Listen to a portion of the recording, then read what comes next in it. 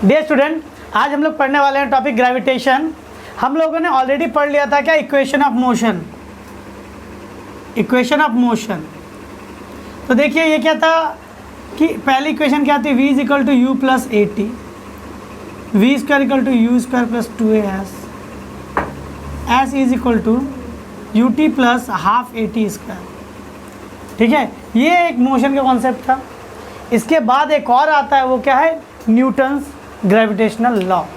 इसके अंदर भी आपको फॉर्मूलाज देखने को मिलेंगे। तो इससे कुछ न्यूमेरिकल आते हैं आपके, और कुछ न्यूमेरिकल किससे आएंगे, जो अभी हम लोग पढ़ने वाले हैं। ग्रेविटेशन में क्या, यूनिवर्सल लॉ ऑफ ग्रेविटेशन। देखिए न्यूटन ने, आप सबको न्यूटन के बारे में सुना होगा कि पेड़ के नीचे बैठे थे, ऊपर से एप्पल गिरा ठक सर के ऊपर, और उसके बाद कुछ शायद स्क्रू आगे पीछे हो गए, और जैसे स्क्रू आगे पीछे हो गए तो उन्होंने क्या, एक दो लॉ बना दिया। ठीक है, उन्होंने लॉ बनाया। तो उसी में से एक पहला लॉ क्या था, universal law of gravitation. Universal law of gravitation क्या कहता है, सुनिएगा। उन्होंने कहा है कि यूनिवर्स में कहीं पर भी दो जगह मास को रख दो। दो जगह कहने का मतलब, मैं एक मास m1 मान लेता हूँ। मास के बारे में आप लोगों को ऑलरेडी बता दिया गया है कि मास क्या है। और एक और ऑब्जेक्ट है जिसका मास मान लेते हैं m2 रखा गया है। मास मतलब अमाउंट, 100 ग्राम, 200 ग्राम, 1 किलो, 2 किलो, जो भी आप कह सकते हैं। मान लीजिए पहले मास को रखा गया कहाँ, आप अपने घर में रखते हैं, और एक सेकंड मास को कहाँ रख देते हैं, आप रख देते हैं क्या, अपने स्कूल में रख देते हैं। ठीक है, तो न्यूटन के हिसाब से दोनों ही मास के बीच में क्या होता है, आपस में फोर्स ऑफ अट्रैक्शन होगा। फोर्स ऑफ अट्रैक्शन होगा, ये ऑब्जेक्ट उस ऑब्जेक्ट को अपनी तरफ अट्रैक्ट करेंगे, ऐसा करके अट्रैक्ट करेंगे। तो और ये जो फोर्स होगा, force is directly proportional to the product of their masses. और आप लोगों को डायरेक्टली प्रोपोर्शनल का कॉन्सेप्ट समझाया गया।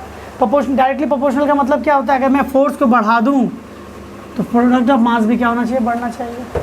या आप कह सकते हैं कि मास का प्रोडक्ट अगर ज़्यादा आ रहा है तो फोर्स की वैल्यू ज़्यादा होगी। इसे कॉन्सेप्ट समझिएगा। अगर मैं एक 200 ग्राम का एक ऑब्जेक्ट रखूं और एक जगह पे मैं 800 ग्राम का ऑब्जेक्ट रखूं, इसके अगर मैं प्रोडक्ट, अगर दोनों के मास का प्रोडक्ट कर दूं तो एक वैल्यू आएगी मेरी। ठीक है, और इसके जगह पे मैं, अगर मैं इसको एक और वैल्यू ले लेता हूँ क्या, 5000 ग्राम, इट मीन्स 5 किलो। और एक मैं क्या रख लेता हूँ, 1000 ग्राम, इट मीन्स 1 किलो। अच्छा बताओ, इन दोनों का फोर्स मल्टीप्लाई करेंगे, इन दोनों का मास मल्टीप्लाई करेंगे, और इन दोनों की मास मल्टीप्लाई की जाए, किसकी मास की वैल्यू ज़्यादा आएगी, प्रोडक्ट ऑफ मास किसका ज़्यादा आएगा, पहला केस का, या बोलिए पहला केस, दूसरे केस का प्रोडक्ट ऑफ मास ज़्यादा आएगा। तो सीधी सी बात है, इसके बीच में फोर्स ऑफ अट्रैक्शन ज़्यादा होता है। किसने कहा, न्यूटन ने कहा। ठीक है, अब इसका मतलब ये मत समझिएगा सर मेरा एक दोस्त है मोटा, उसका भी एक और फ्रेंड है सर वो भी मोटा है सर, इसका ही मास ज़्यादा, उसका ही मास ज़्यादा, तो दोनों में फोर्स ऑफ अट्रैक्शन क्या होगा, ज़्यादा होगा। ये ऐसा मत समझिएगा। ठीक है, और दो पतले, इसके पतले लोग वाली बातें नहीं करते हैं, क्योंकि वो तो अपनी इच्छा है कि किसी का कॉन्फिडेंट बन सकता है। ठीक है, तो हम लोग यहाँ पे क्या देख रहे हैं कि प्रोडक्ट ऑफ मास अगर ज़्यादा हो गया तो दोनों के बीच फोर्स ज़्यादा हो जाएगा। क्लियर है डाउट। अब देखिए सेकंड क्या उन्होंने कहा है, क्या, force is inversely proportional to the square of distance between them when two central masses are joined. ठीक है, बाय स्ट्रेट लाइन। उन्होंने क्या कहा, इसका सेंट्रल मास और इसका सेंटर मास, यानी कह सकते हैं सेंटर पॉइंट से अगर मैं डायरेक्टली ज्वाइन कर दूँ, इट मीन्स अगर आपका एक सॉलिड बॉल है आपका, तो सरफेस से मत काउंट कीजिएगा। आपका पास अगर एक सॉलिड बॉल है तो सरफेस से काउंट मत कीजिएगा, उसको आधा उसके मीन पॉइंट पे जाइएगा, एकदम मिडिल वाले पॉइंट पे जाइएगा। इसके एक सरफेस मान लीजिए है, उसके मिडिल वाले पॉइंट से जाइएगा जहाँ से सरफेस की दूरी बराबर है, ये सेंट्रल मास जहाँ पे होती है। तो इसके सेंट्रल मास से इसके सेंट्रल मास को स्ट्रेट लाइन से ज्वाइन करना पड़ेगा।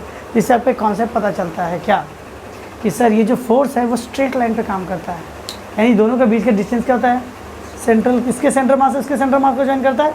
इट मीन्स इसका फोर्स इसके सेंट्रल मास से उसके सेंट्रल मास पे फोर्स ऑफ अट्रैक्शन लगाता है। क्लियर है, हाँ या ना। और ये कहता है inversely proportional to distance between them, उन दोनों के बीच के डिस्टेंस को आर से डिनोट किया जा रहा है। उन दोनों के डिस्टेंस को किससे डिनोट कर रहे हैं, कि इसके सेंट्रल मास से इसके सेंट्रल मास की दूरी क्या है, आर है। क्लियर है, ठीक है, ठीक है। देखिएगा इधर, तो आपने क्या देखा, दोनों के बीच की दूरी क्या है, आर है, और ये इन्वर्सली प्रोपोर्शनल है। इसका मतलब क्या, अगर मैं दो ऑब्जेक्ट को एक पास में रख लूँ और वही सेम ऑब्जेक्ट को मैं थोड़ा दूर में रख लूँ, तो बताइए कब डिस्टेंस ज़्यादा है, नीचे वाले में डिस्टेंस ज़्यादा है ना। तो डिस्टेंस अगर बढ़ेगा तो फोर्स क्या होगा, कमेगा। आपको रिलेशन बता रहे हैं किस ऑब्जेक्ट के साथ किस तरह से आप रिलेट कर सकते हैं इसके फोर्स को, हाँ या ना। अब क्या कीजिएगा, इन्होंने कहा by combining this proportionality we found out m1 m2 by are square. Clear है? इन दोनों को मैं जोड़ देता हूँ तो क्या ये बाई ये हो जाएगा, देखिए तो इन दोनों प्रोपोर्शनलिटी को जोड़ने पे। अब जैसे प्रोपोर्शनलिटी हटती है तो याद रखिएगा इक्वल्स टू आता है और कांस्टेंट आता है। क्या आता है आपका, कांस्टेंट आता है, एक कांस्टेंट वैल्यू आती है। कांस्टेंट मतलब फिक्स वैल्यू जो बदलेगी नहीं। और इसमें जो कांस्टेंट की वैल्यू है ना, इसे क्या कहा गया है, जी।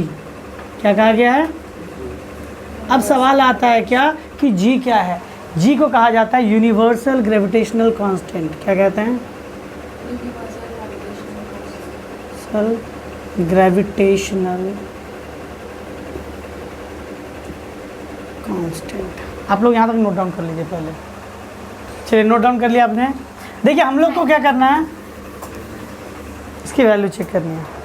देखिए मैं आपको इसके बारे में बता दूं, यूनिवर्सल ग्रेविटेशनल कांस्टेंट के बारे में। ये यूनिवर्सल इसलिए नाम पड़ गया, ये सभी के लिए सेम है। इसका मतलब ये नहीं कि आप मीडियम बदल देंगे, इसको अर्थ में टेस्ट कर रहे हैं, इसको आप मून पे टेस्ट कर रहे हैं, इसको पानी के अंदर टेस्ट कीजिए, ग्लास के अंदर टेस्ट कीजिए, आपकी जी की वैल्यू हमेशा सेम है। जी की वैल्यू नहीं बदलती है, सबके लिए एप्लीकेबल है, सभी चीज़ों के लिए एप्लीकेबल है। ठीक है, इसीलिए इसे क्या कहते हैं, यूनिवर्सल ग्रेविटेशनल कांस्टेंट। इसकी न्यूमेरिकल वैल्यू पूछी जाती है। इसकी न्यूमेरिकल वैल्यू क्या होती है, 6.67 इंटू 10 टू द पावर, बताइए, -11। यहाँ तक तो हो गया। क्या सर इसका यूनिट है कि नहीं, इसकी यूनिट है कि नहीं? चलिए पहले यहाँ से यूनिट निकालने की कोशिश करते हैं। तो देखिए F इज इक्वल टू क्या था, जी m1 m2 by are square, हाँ या ना। तो मैं आर स्क्वायर ऊपर भेज देता हूँ, m1 m2 नीचे भेज देता हूँ। तो जी की वैल्यू क्या हो गई देखिए, तो यहाँ से यूनिट कैसे निकलेगा, F की वैल्यू क्या थी, न्यूटन, डिस्टेंस क्या हुआ, मीटर स्क्वायर, मास किस में निकलेगा, किलोग्राम, केजी इंटू केजी, हाँ या ना, केजी स्क्वायर। तो क्या हो गया, न्यूटन मीटर स्क्वायर, अब केजी जाएगा ऊपर तो क्या हो जाएगा,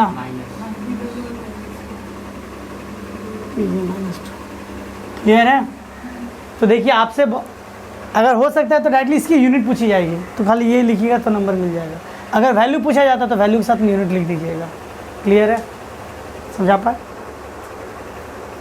अब देखिए, अब कहा जाता है सर आप अगर कहते हैं कि दो ऑब्जेक्ट एक दूसरे को अट्रैक्ट करते हैं, तो इसका मतलब हो गया कि मेरे घर में अगर देखा जाए, अगर मैं एक जगह पे एक पेन रख देता हूँ और उससे 10 या 20 सेंटीमीटर की दूरी पर एक और पेन रख देता हूँ या एक बॉक्स रख देता हूँ, तो ये भी एक मास है, वो भी एक मास होगा। क्या उन दोनों के बीच में फोर्स ऑफ अट्रैक्शन होगा? तो न्यूटन के हिसाब से ये फोर्स ऑफ अट्रैक्शन होगा ही। तो सर वो दोनों आपस में अट्रैक्ट होते हुए क्यों नहीं नजर आते? जब फोर्स ऑफ अट्रैक्शन है तो अट्रैक्ट होते हुए क्यों नहीं नजर आते? क्योंकि उस फोर्स लगता है, लेकिन उस फोर्स की वैल्यू इतनी कम होती है कि वो उसे अपनी तरफ खींच नहीं पाता। ठीक है, और मैं आपको बता दूं, ये जो आप फोर्स ऑफ अट्रैक्शन के बारे में बात कर रहे हैं, ग्रेविटेशनल फोर्स ऑफ अट्रैक्शन के बारे में बात कर रहे हैं, ये फोर्स क्या है, one of the weakest force still be found. अभी तक हम लोगों ने जितने ही फोर्स फाउंड किए हैं उनमें से वीकेस्ट में से कुछ एक है, यानी बहुत ही हल्का फोर्स। एग्जाम्पल के लिए मैं बताता हूँ, आप क्या करते हैं, आपको पता है कि फोर्स अप्लाई करने पे ऑब्जेक्ट का प्लेस चेंज होता है, पुश अप पुल करने पे। आप एक बिल्डिंग के ऊपर क्या करते हो, ऊपर आप पोल में एक बड़ी सी रस्सी बांध लिए और खुद खींच रहे हो, 5 फ्लोर बिल्डिंग है, अब खींच रहे हो, फोर्स लगा रहे हो, वो क्या डिस्प्लेस हो जाएगी? नहीं। तो इसका मतलब क्या फोर्स नहीं लगा रहे, फोर्स लगा रहे हो, लेकिन आपकी फोर्स की वैल्यू इतनी कम है कि उससे असर नहीं होता। क्लियर है? यही बात बता रहे हैं, इसीलिए क्या होता है, दोनों ऑब्जेक्ट एक दूसरे की तरफ अट्रैक्ट नहीं हो पाते। क्लियर हो गया यहाँ तक? अब देखिए, कहा जाता है कि सर ये जो फोर्स ऑफ अट्रैक्शन इसके सेंटर से इसके सेंटर की ओर आती है, ये स्केलर क्वांटिटी है, वेक्टर क्वांटिटी है? तो कहा जाएगा ये वेक्टर क्वांटिटी है। कैसे समझिएगा, ये m1 और ये क्या हो गया आपका m2।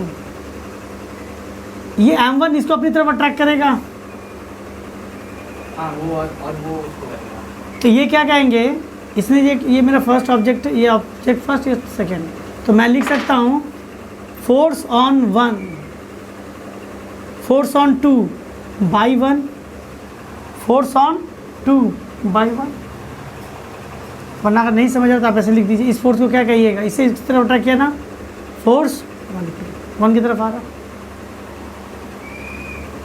अच्छा इसी तरह मैं कह सकता हूँ, ये भी तो इसको देखो, सेकेंड वाला भी तो इसे अट्रैक्ट कर रहा होगा, फोर्स 2 1, एरो हमेशा ऐसे ही लगता है, इसी डायरेक्शन में लगता है। तो मैं कह सकता हूँ दोनों फोर्स बराबर होंगे, हाँ या ना, हाँ, माइनस, लेकिन नेगेटिव होंगे। अब कहेंगे सर ये नेगेटिव क्यों, ये नेगेटिव साइन बताता है कि दोनों फोर्स की वैल्यू तो सेम है, आपने बता दिया, लेकिन डायरेक्शन अलग है। तो नेगेटिव से साइन क्या इंडिकेट करता है, ऑपोजिट डायरेक्शन ऑफ फोर्स 1 2, इसका ऑपोजिट डायरेक्शन जा रहा है, बस यही बताता है। क्लियर है?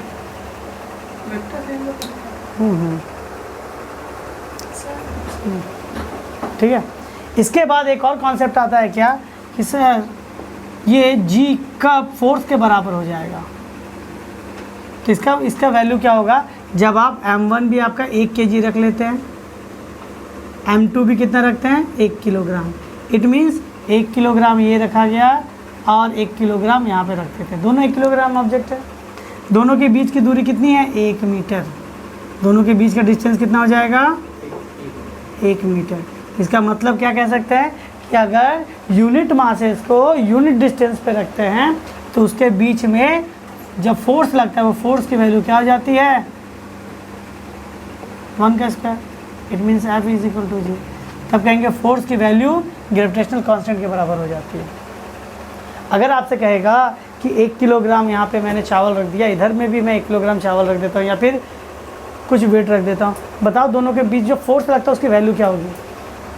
ये 1 किलोग्राम, ये भी 1, दोनों के बीच का डिस्टेंस कितना 1। सॉल्व करेंगे तो आपकी वैल्यू जी हो जाती है। जी की वैल्यू मुझे पता है, तो मैं कह सकता हूँ कि फोर्स की वैल्यू क्या हो जाएगी, 6.67 इंटू 10⁻11। फोर्स इसलिए क्या हो जाएगा, न्यूटन।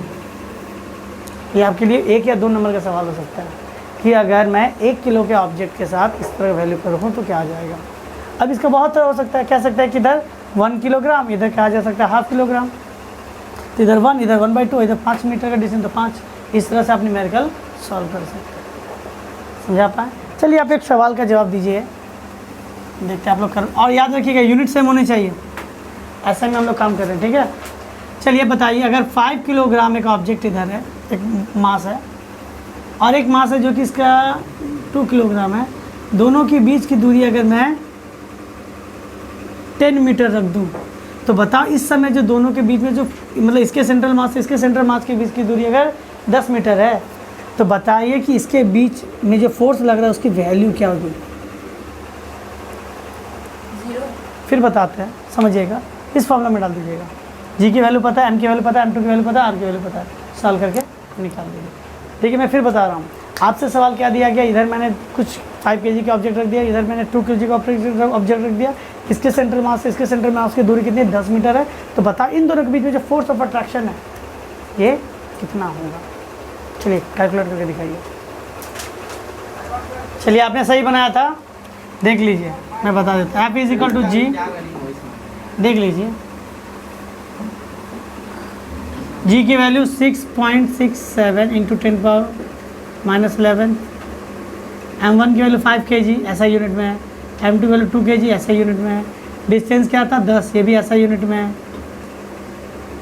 6.67 10⁻11 5 2 10/100, काटेंगे 10/10। इस 10 को मैं ऊपर भेजूंगा तो क्या हो जाएगा, 10⁻1 होगा।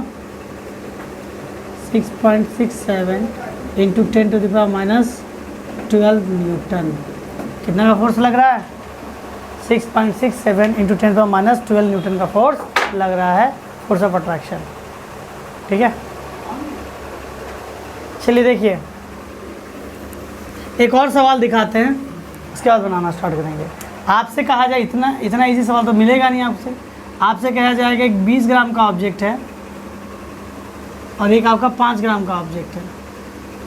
दोनों के बीच में 25 सेंटीमीटर की दूरी है, 25 सेंटीमीटर की दूरी है। बताइए कि फोर्स कितना होगा। तो याद रखिएगा, आपका सवाल इजी तो नहीं है फिलहाल, क्यों? सारे टर्म आपके सीजीएस में है, आपको ऐसा ही नहीं करना होगा।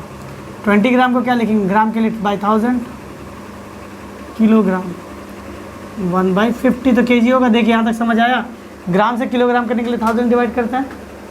21 से 25 से 100, 550 हो गया। m2 की वैल्यू कितनी थी? देखिए डाउट रहने से पूछ लीजिएगा अभी। ग्राम के लिए भी 1000 कर दूंगा। 5 1 से 5 2 से 100, 1/200 किलोग्राम।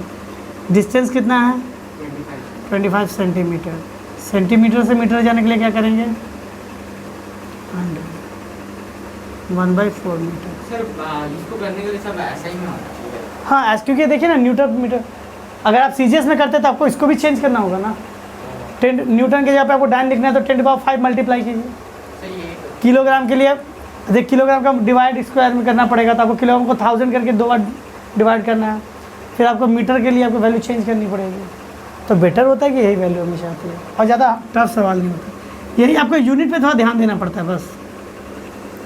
Gm1 m2/r², 6.67 × 10⁻11। m1 की वैल्यू क्या थी? 1/50। देखिए मैं 1 इसका 50 नीचे भेज देता हूँ। m2 की वैल्यू क्या? 1/2। चलिए नहीं, अभी शॉर्टकट नहीं करते हैं, थोड़ा टर्म के साथ जाते हैं। m1 के जगह पे क्या लिखेंगे? 1/50। m2 के जगह पे क्या लिखेंगे? 1/200 बाई r² के जगह पे क्या होगा? 1/4 का। ठीक है। और ये फोर्स है, फोर्स का यूनिट क्या होता है? न्यूटन में, क्योंकि सारे यूनिट आपस में कट कुटा के क्या आ जाएंगे? एनी आएंगे।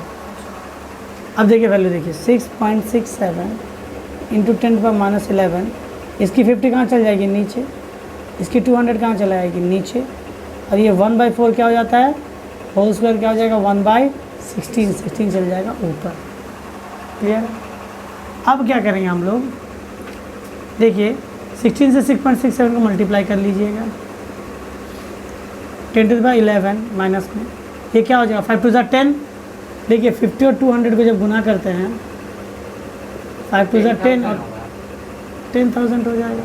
इट मीन्स 10⁴ आया ना। ये ऊपर जाएगा तो क्या हो जाएगा? 10⁻−11 -4 यानी -15 हो जाएगा। इंडिसेस आप आयोग वालों ने पढ़ा होगा।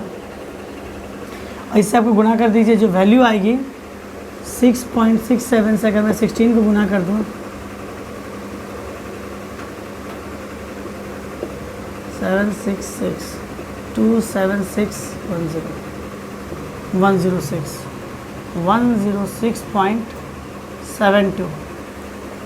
अगर इसको मैं सही से राउंड ऑफ कर दूँ तो 10.672 इंटू 10 to the power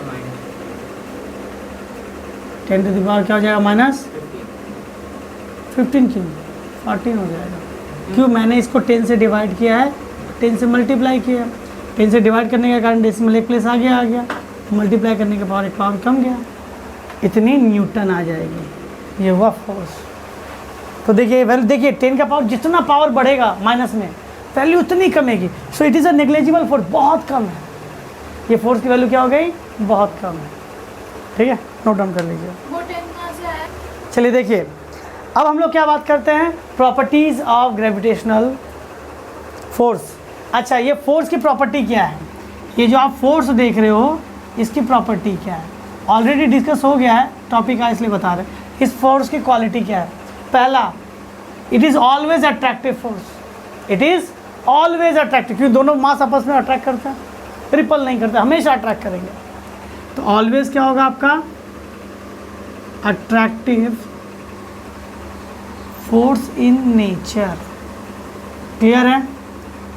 अच्छा, मैंने क्या कहा अभी आपसे, जितने भी न्यूमेरिकल बनाए आपने देखा होगा 10 की वैल्यू -11 -19 इस तरह की वैल्यू आ रही है। और मैंने कहा 10 का पावर माइनस में जब भी पावर बढ़ता जाएगा वैल्यू कमती जा रही है। तो कह सकते हैं कि sir between small bodies, small body कहने से मेरा 1000 किलो तक भी है, 1000 किलो भी इसके लिए आपका क्या है, स्मॉल बॉडी है। 1000 किलो, एक ट्रक में लोहा भरा है, दूसरे ट्रक में भी लोहा भरा है, कई 1000 किलो में जा रहे हैं, तो क्या अट्रैक्ट हो जाएगा? नहीं। ठीक है, इसके लिए ये सब मास क्या है, इनसिग्निफिकेंट है, बहुत छोटी सी वैल्यू है। तो for small values, small bodies, this value of force, आपने देखा ना फोर्स की वैल्यू बहुत छोटी होती है। So this force of attraction is very very very low, so it can not be attracted. हम लोग देख नहीं पाते कि आपस में अट्रैक्ट कर रहे हैं, but this force we can seen in planets. जितने भी क्लेस्टियल ऑब्जेक्ट है, कई करोड़ किलोग्राम, कई हज़ार किलो करोड़ या कई लाखों किलो करोड़ आपका किलोग्राम में आ रहा है। इन लोगों का अगर मास में बात करूँ, सन और अर्थ के बीच फोर्स ऑफ अट्रैक्शन, तो सन हेवनली बॉडी है, कैलेस्टियल बॉडी है, अर्थ भी हेवनली बॉडी है, कैलेस्टियल बॉडी, इन दोनों के बीच में फोर्स ऑफ अट्रैक्शन ज़्यादा फील कर पाते हैं। इसीलिए तो अर्थ घूम रहा है। अर्थ की क्या वजन होगी, सन की क्या वजन है कि नहीं? तो इसके बीच में फोर्स ऑफ अट्रैक्शन हो रहा है। तो for insignificant body this force is very very very low, so we can not seen in directly, it can work है, काम कर रहा है लेकिन समझ नहीं पाते। क्लियर है? For celestial body we can observe that and everything. Clear हो गया यहाँ पर? अब देखिए, इसमें मैंने क्या बताया था कि ये मास का प्रोडक्ट जितना ज़्यादा उससे ज़्यादा फोर्स होगा। इन्वर्सली प्रोपोर्शनल टू स्क्वायर, यानी ये डिस्टेंस बढ़ाने फोर्स कम था, ये भी बता दिया गया था। और मैंने कहा था ना जी की वैल्यू बहुत ही कम है, ये सारी चीज़ें बता दी गई हैं। ठीक है, अब कहा जाएगा सर इस लॉ की क्या अहमियत है हमारे पास, क्यों ये लॉ हमारे लिए इतना एसेंशियल है, क्यों हम लोग को पढ़ाया जाता है। अब देखिए, आपको पता है ये हमारा अर्थ है, एटमॉस्फेयर है, स्पेस, और यहाँ पे मेरा मान लेते हैं सन है, और इस जगह पे मान लेते हैं कि अर्थ के चारों घूम रहे मून है। यहाँ पे मेरा एटमॉस्फेयर खत्म हो जाएगा, लेयर खत्म हो जाएगा। तो आप देखो, आप इसके फील्ड में रहोगे, एरिया में रहोगे, तो ये साथ ट्रैक करेगा। क्यों? अर्थ के पास कुछ भी चीज़ होता है तो इसे अपनी और सेंटर की ओर खींच लेता है। क्लियर है? यहाँ तक सबको पता है।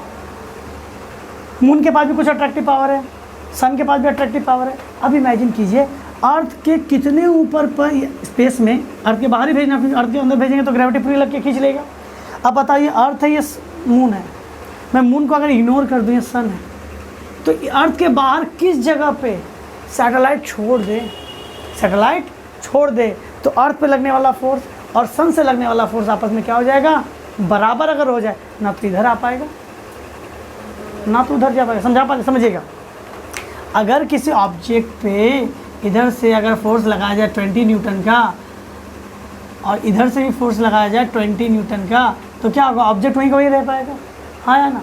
तो इसी का यूज़ करके देखो, कैलकुलेट करके निकाला गया कि अर्थ, देखो आर के से डिस्टेंस पता चलता है कि अर्थ से कितना दूर हम किसी ऑब्जेक्ट को रखें मैथमेटिकली, अर्थ से कितने दूर सैटेलाइट को जाके फेंक देंगे या छोड़ देंगे, रिलीज़ कर देंगे रॉकेट से, तो रॉकेट यहीं पे रह जाएगा, सॉरी सैटेलाइट यहीं पे रह जाएगा। ना तो वो सन से अट्रैक्ट होकर उसकी तरफ जाएगा, ना तो अर्थ से अट्रैक्ट होकर इसके पास आएगा। और ये दोनों के पुश और पुल के कारण ही घूम रहा है, बिना किसी फ्यूल के। क्यों? अगर मैं थोड़ा ज़्यादा वैल्यू ले लूँगा, स्पेस में चला जाएगा, क्योंकि फोर्स ऑफ अट्रैक्शन करना, तो ज़्यादा वैल्यू दे दूँगा, सामने तो कर लेंगे, तो सीधा अर्थ पे गिर जाएगा। तो सैटेलाइट को छोड़ना कहाँ है, कहाँ से इसका फोर्स ऑफ अट्रैक्शन और इस तरह से रखा जाए, ना तो इस फील्ड में जा पाए, ना तो इस फील्ड में आ पाए।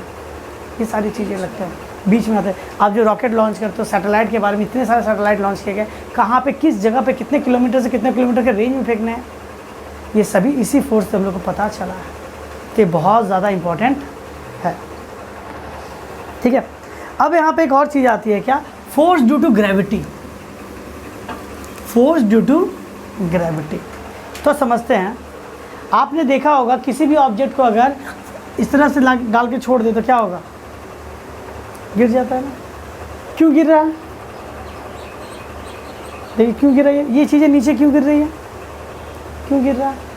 तो कहते हैं सर अर्थ इसे अपने सेंटर की ओर खींच रही है, अर्थ अपने सेंटर की ओर खींच रहा है, अट्रैक्ट कर रही है ना। तो सर क्या ये किसी टाइप का फोर्स ऑफ अट्रैक्शन नहीं है? हाँ, ये अर्थ का अपना फोर्स ऑफ अट्रैक्शन है, जिसे कि ग्रेविटी कहा जाता है। अर्थ का अपना फोर्स ऑफ अट्रैक्शन है जो सभी चीज़ों को सेंटर की ओर खींचती है। इसी को क्या कहते हैं, अर्थ ओन फोर्स ऑफ अट्रैक्शन, या फिर इसे ग्रेविटी भी कही जाती है। और ये हमेशा सेंटर की ओर काम करता है। कैसे? अगर आपका अर्थ ऐसे है और इस जगह पे छोड़ते तो सीधा इधर, आप यहाँ पे इधर इधर, देखिए ये भी सेंट्रल टेंडेंसी में आ रहा है कि नहीं? अर्थ का अपना फोर्स ऑफ अट्रैक्शन है। क्लियर है। अब सवाल आता है कि सर इसकी वैल्यू कितनी है, जो फोर्स ऑफ अट्रैक्शन अपनी और सेंटर की ओर खींच रहा है, इसकी वैल्यू कितनी है। तो देखिए इसके लिए ग्रेविटी निकालना है हमें। किसकी वैल्यू निकालनी है? ग्रेविटी की वैल्यू। तो देखिए इसके लिए मुझे क्या करना पड़ेगा, मुझे दो मासेस डिफाइन करने पड़ेंगे। दो मास रखिए तब दो चीज़ों के बीच फोर्स ऑफ अट्रैक्शन होता है ना। ये मेरा अर्थ, ये पेड़ पौधा यहाँ पे होता है, हाँ या ना। मैंने अर्थ के सरफेस पे यहाँ पर कोई भी एक ऑब्जेक्ट m1 रख दिया। कोई भी ऑब्जेक्ट क्या रख दिया? m1 रख दिया। ये अर्थ का सेंटर, ये अब इसे भूल जाओ, इसे भूल जाओ। ये पूरा अर्थ भी तो एक मास है, ये पूरा अर्थ भी तो एक मास है। अमाउंट ऑफ सब्सटेंस मैटर है कुछ के साथ एक ये मास है। तो अर्थ का भी एक मास होगा जिसे मानते हैं कि m e। और दूरी क्या होगी बताओ? इस ऑब्जेक्ट से इस ऑब्जेक्ट के बीच की दूरी क्या? सेंट्रल मास से सेंट्रल मास को लेके जाते हैं, पढ़ाया था ना, सेंट्रल मास से सेंट्रल मास की ओर जाता है डिस्टेंस। तो इस मास के सेंटर से इस मास के सेंटर में जाएगा, डिस्टेंस कितना हो जाएगा? क्योंकि सर ये तो अर्थ के रेडियस के बराबर है, अर्थ के रेडियस के बराबर है। तो अगर हम लोग अर्थ के मास की वैल्यू अर्थ के रेडियस की वैल्यू डाल दें तो क्या हो जाएगा? मास ऑफ अर्थ, मास ऑफ अर्थ की वैल्यू होती है 5.96 इंटू 10 टू द पावर 24 के जी। अब बताइए बहुत बड़ी संख्या है फोर्स की, है बहुत ही मास की है, बहुत छोटी संख्या है, बताइए तो। क्योंकि पावर पॉजिटिव में। रेडियस के बारे में बात करते हैं। रेडियस की वैल्यू क्या है? 6.37 इंटू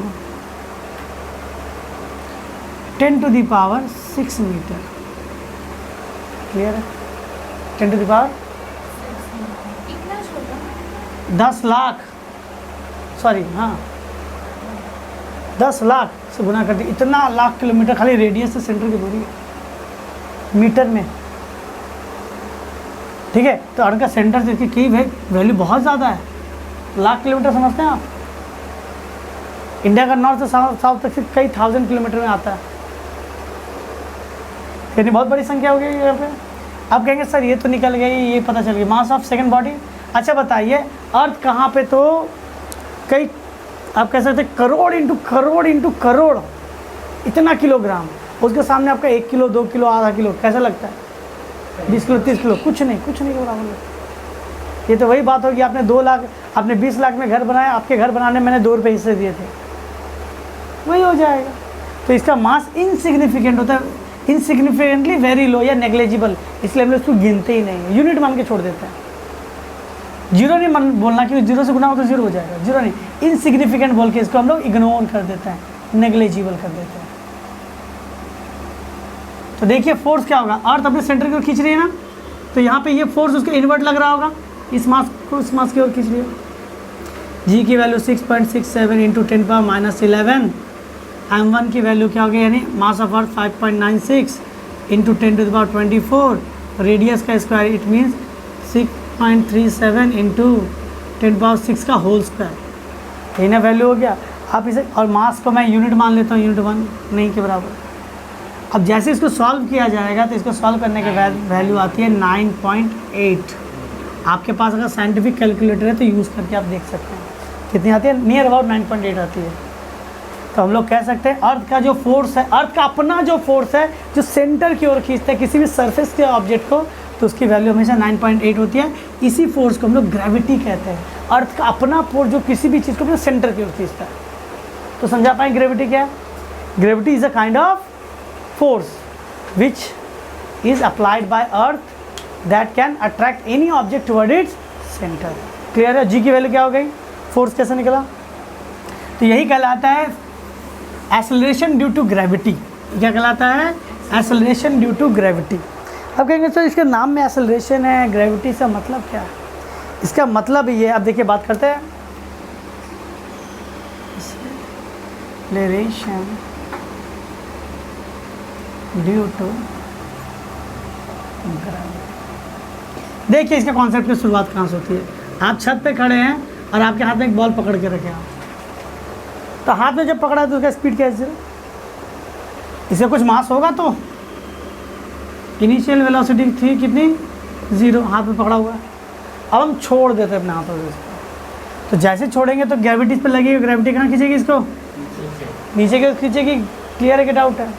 और आप देखते हैं कि जिसका मास ज़्यादा होता है वो ज़्यादा स्पीड से धूम करके आवाज़ करके गिरता है। आप देखते हैं तो छोटा ऑब्जेक्ट रखेंगे और फेंकते हैं, और बहुत भारी रख के छोड़ दिए, फेंकते हैं, गिरता है। देखते हैं तो वैल्यू, तो देखते हैं क्या कि दोनों कोई जल्दी गिरता है, कोई लेट गिरता है, लेकिन स्पीड से ज़्यादा स्पीड और कम स्पीड से गिरता है। अब सवाल आता है कि सर फोर्स किसी के लिए कम और किसी के लिए ज़्यादा कैसे हो सकती है? एक ज़्यादा स्पीड से गिरे, कम स्पीड से गिरा, तो नहीं, फोर्स की वैल्यू सेम है। फोर्स की वैल्यू सेम है। ऐसा नहीं होता कि अलग अलग फोर्स लग रहा है। अगर कहेंगे सर दो बच्चे हैं, दोनों को मैं बराबर रूप से फोर्स दूं तो क्या होगा? दोनों बराबर रूप से दूरी पे गिरेंगे। अगर कहा जाए आप एक कॉइन लेते हैं और एक फेदर लेते हैं, छोड़ते हैं ऊपर से नीचे, तो कहने का मतलब ग्रेविटी दोनों को खींच रही है, सेम ताकत से खींच रही है, तो एक साथ लेके चलाएगी नीचे की नहीं। लेकिन ऐसा तो आपको देखते नहीं है। हाँ, ऐसा पॉसिबल है। अगर आप वैक्यूम में इस एक्सपेरिमेंट को करेंगे, वैक्यूम में, यूट्यूब में देखिए बहुत सारे वीडियो आपको इसके दिखेंगी, वैक्यूम में करते हैं, कई मीटर ऊंची बिल्डिंग से छोड़ा गया है, एक फेदर और एक बॉल भारी सा, दोनों एक साथ ग्राउंड को टच करते हैं। इट मीन्स अर्थ की ग्रेविटी वैल्यू सब पे सेम लगाती है, फोर्स सब पे सेम लगाती है। क्लियर है या डाउट है? समझा पा रहा है? नहीं, मास से वैसा कुछ पता नहीं। क्लियर है? अब देखिए हम लोगों ने न्यूटन के लॉ से क्या पढ़ा था, ये वाला चीज़ बता दी आपको। हम लोगों ने एक्सेलरेशन ड्यू टू ग्रेविटी का मतलब एक और समझिए, हर सेकंड जब वो फ्री फॉल, मान लें हम लोग अर्थ पे कर रहे हैं, अब फ्री फॉल आप जब करवा रहे हो, आप जब हाथ में पकड़े तो उसकी वैल्यू 0 थी, जैसे आपने छोड़ा नीचे गिरते जाएगा, उसका स्पीड क्या होगा? बढ़ता जाएगा, वेलोसिटी बढ़ती जाएगी। तो वेलोसिटी बढ़ेगी तो क्या होगा? क्या देखते हैं? फोर्स क्या होगा? अब मान लो फोर्स की वैल्यू बढ़ेगी या कमेगी? फोर्स बराबर क्या था? मास इंटू एक्सेलरेशन पढ़ा था आपने, ठीक है। अब मान लो, हाँ, अब मान लेते हैं बाइक चला रहे हैं, अभी आपकी बाइक 20 पे है और आपका बाइक क्या है, हर सेकंड पे 1 किलोमीटर बढ़ा लेता है। तो 1 सेकंड बाद 21 होगा, फिर 1 सेकंड बाद 22, फिर 23, 5 सेकंड के बाद मैं क्या देखूंगा? 25 हो जाएगा। 10 सेकंड के बाद क्या देखेंगे? 30 हो जाएगा। यानी आपका एक्सेलरेशन हर बार क्या हो रहा है? बढ़ रहा है, बढ़ रहा है, बढ़ रहा है, वेलोसिटी बढ़ती जा रही है। तो rate of change of velocity हमेशा एक्सेलरेशन हो गया, एक्सेलरेशन भी हर टाइम बढ़ते जा रहा है। तो यही चीज़ देखा जाता है ऑब्जेक्ट के अंदर, जब गिराते हैं ना तो उसका एक्सेलरेशन हर बार बढ़ता जाता है, तो फोर्स की ताकत भी क्या हो गई? बढ़ गई। किसी जगह पे हम लोग जब ग्रेविटी के बारे में बात करते हैं तो ए ना लिख के जी लिखते हैं। क्या लिखते हैं? इस जी को क्या कहते हैं? Acceleration due to gravity. ठीक है, तो ग्रेविटी की वैल्यू मास से मल्टीप्लाई कर दिया, पता चल जाए कितना फोर्स नीचे गिर रहा है, और जी की वैल्यू 9.8 आपको बता दी गई है। तो एक फोर्स के बराबर है। कहेंगे सर ये फोर्स तो इसमें भी काम करेगा ना?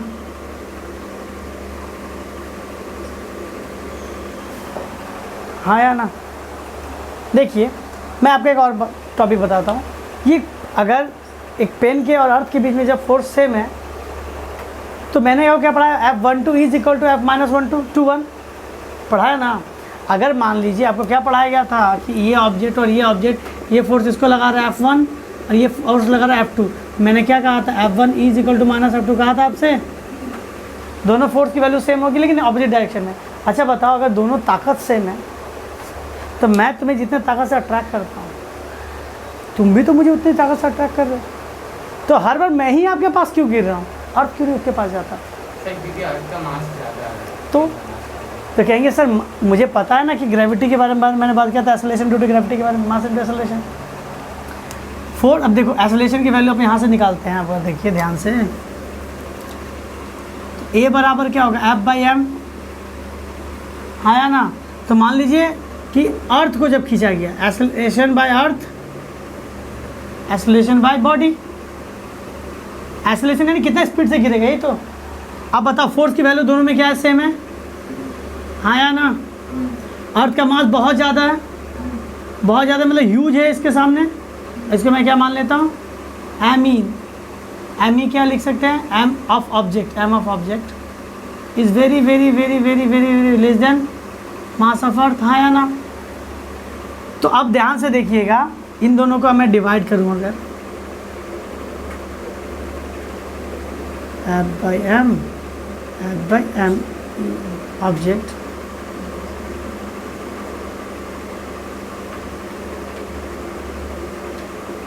एम नीचे, F। अच्छा बताइए, इधर उधर गुना हो रहा है तो ये ऑब्जेक्ट क्या हो जाएगा? Acceleration of earth by M. आप बताओ अर्थ का, देखो इधर ये ऑब्जेक्ट जो हाई स्पीड से गिर रहा है, आपको पता ना ऑब्जेक्ट हाई स्पीड से गिरता है, इसका एक्सेलरेशन कब बराबर होगा? जब अर्थ का मास अर्थ के एक्सेलरेशन में गुना होगा। अर्थ का मास कितना ज़्यादा है, कितना ज़्यादा, जैसे एग्जांपल समझो ना, ये 200 मान लेते हैं अर्थ का ग्रेविटी एक्सेलरेशन की वैल्यू क्या होगी? अर्थ का मास कई करोड़ों में, करोड़ गुना इसमें होगा तब जाके, किसी एक्स के अंदर अगर मैं कई करोड़ गुना कर दूं तब जाके 200 होगा, यानी एक्स बहुत ही कम है, बहुत ही कम है। करोड़ गुना हो रहा है तब जाके वो 200 हो रहा है, करोड़ टाइम्स गुना कर दे रहे तब जाके वो इसके बराबर हो रहा है। यानी अर्थ का अपना एक्सेलरेशन क्या होगा? बहुत ही कम होगा।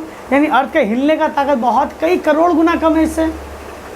इसलिए अर्थ करोड़ गुना मतलब सेकंड बाद, यानी कई लाखों साल में हिलता, उतना में तो गिर ही जाता है। तो इसलिए अपना जब काम कर दिया दूसरा काम कर नहीं पाता। समझा पाए या डाउट है? ठीक है। और यहाँ से इन दोनों जी में रिलेशन क्या आता है? देखिए इन दोनों जी को अगर रिलेट कर दिया जाए, कहा जाए एक्सेलरेशन ड्यू टू ग्रेविटी और फोर्स में क्या रिलेशन है, तो फॉर्मूला क्या होता है? F इज इक्वल टू, मैंने पढ़ा mg पढ़ा था उधर पहले, और F इज इक्वल टू क्या पढ़ा? g m1 m2 by are square. मान लीजिए आप मास ऑफ ऑब्जेक्ट है, डिवाइड कर दीजिए, क्या करेंगे इन दोनों को? m object, g mass of object by are square. Object cut जाए, आर या फोर्स कट जाएगा, ये गुना इधर कर देते तो क्या होगा? G M by are square. ये है ग्रेविटी की वैल्यू, ये क्या आपकी ग्रेविटी की वैल्यू। समझा पाए? G M by are square. Free fall बता दिया गया। अच्छा अब फ्री फॉल वाला कंडीशन देखिए, न्यूटन के इक्वेशन जो मैंने 3 इक्वेशन आपको बताए, क्या बताए थे? v is equal to u plus a t होता है, v square equal to u square plus 2as होता है, s इज इक्वल टू क्या होता है? You t plus half a t square होता है। अब सवाल ऐसा नहीं है, असली वही जो स्ट्रेट लाइन में था, ये क्या था आपका? स्ट्रेट लाइन में मोशन करता था, आप ग्राफ बनाते थे, इक्वेशन बनाते थे, यहाँ तक तो पढ़ाए थे। अब इमेजिन कीजिए अगर किसी ऑब्जेक्ट को मैं कभी भी फ्री फॉल कराऊँ तो उसका इनिशियल टाइम में वेलोसिटी कितनी होगी? 0 होगी। तो यहाँ से बहुत सारे इक्वेशन बनते हैं, पहले इसको ग्रेविटी में बात करते हैं। अच्छा बताओ, एक्सेलरेशन में स्पीड ऐसे हम लोग क्या होता है? एक्सेलरेशन में क्या होता है? आप ऊपर की ओर जाते हो, इसमें आप बताओ ग्रेविटी हमेशा कहाँ खींचती है? नीचे की ओर। इसलिए ए हमेशा इसमें क्या आता है? नेगेटिव में आता है। और इसके अर्थ की ग्रेविटी को क्या जी से बोला गया है, इसलिए आप जहाँ जहाँ यू देखते थे, ए देखते थे, ए के जगह माइनस जी डाल देंगे। क्या डाल देंगे? Plus minus g t. B square equal to क्या होगा? यू स्क्वायर प्लस 2, ए के जगह पे माइनस जी एस। तो ये ग्रेविटी का है, ग्रेविटी के कारण, एक्सेलरेशन ड्यू टू ग्रेविटी के कारण। एस इज इक्वल टू क्या था? यू टी प्लस हाफ, ए के जगह पे minus g t square, U T minus half g t square. Equation हो गया ग्रेविटी के कारण होने वाला इक्वेशन। तो कहा गया इक्वेशन ऑफ मोशन ग्रेविटी के कारण ऐसा दिखता है। अब बताओ जब फ्री फॉल कराया गया, ये तो कोई भी कंडीशन में सकता, सब में लगेगा। अगर फ्री फॉल कराया जा रहा है, आपका बॉडी 0 से स्टार्ट कर रहा है, आपका बॉडी क्या कर रहा है? 0 से स्टार्ट कर रहा है, यानी इनिशियल वेलोसिटी कितनी थी? 0 तो अपने हाथ में पकड़ के रखा था। तो अब क्या हो जाएगा? v इज इक्वल टू क्या? यू को जब क्या रख देंगे 0, तो क्या होगा? माइनस जी टी होगा। देखिए u क्या था आपका? इनिशियल वेलोसिटी क्या था? 0। जो ऑब्जेक्ट रेस से स्टार्ट कर आप हाथ में पकड़ के रखे थे तब छोड़ते u 0 था, तो क्या u 0 माइनस जी टी यानी जी माइनस जी टी। यहाँ पे क्या होगा? v square u equal to minus 2gs, और क्या हो जाएगा? s is equal to u तो 0 है, minus half g t square. और ये वाला टी यू टी u 0 था, 0 से गुना हुआ 0 हो गया। क्लियर है?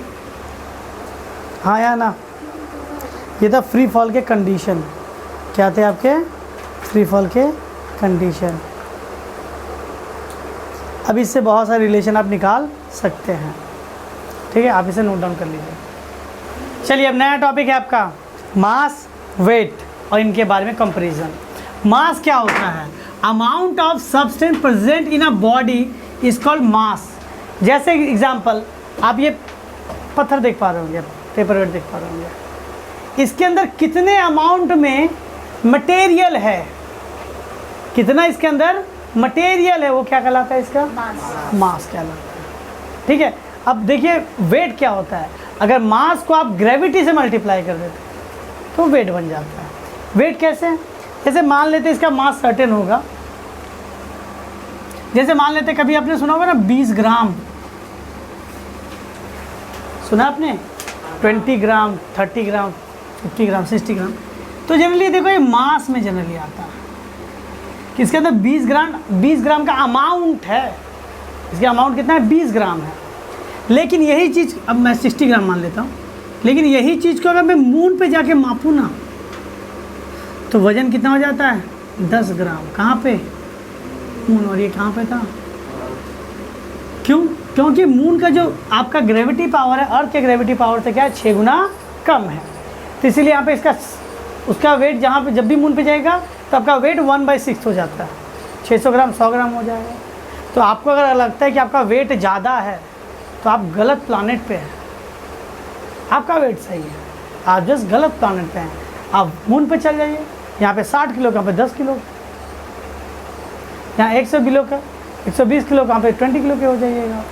ठीक है, ये कहने वाली बात थी। इधर देखिएगा, तो वो अब देखिए ये 60 ग्राम से 10 ग्राम हो गया, तो क्या वेट चेंज होता है? हाँ, वेट चेंज होता है। मास का चेंज होता है? मास कभी चेंज नहीं होता।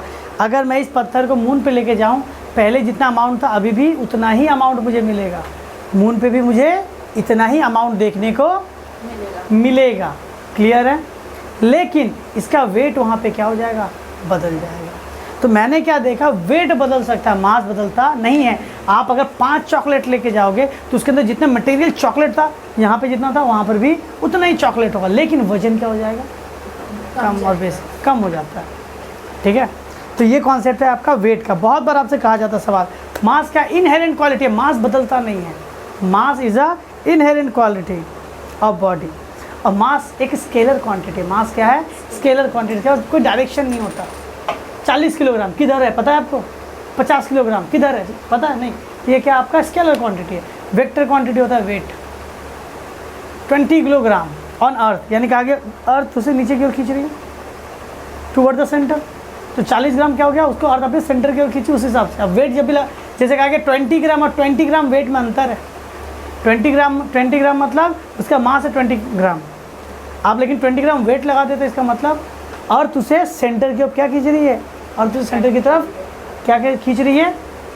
20 ग्राम फोर्स से खींच, 20 ग्राम से वेट से खींच रही है। तो वेट लगा जाता है तो क्या हो जाता है उसका? वेक्टर क्वांटिटी कि अर्थ के सेंटर की ओर जा रही है। तो वेट का फॉर्मूला क्या हो गया? mg।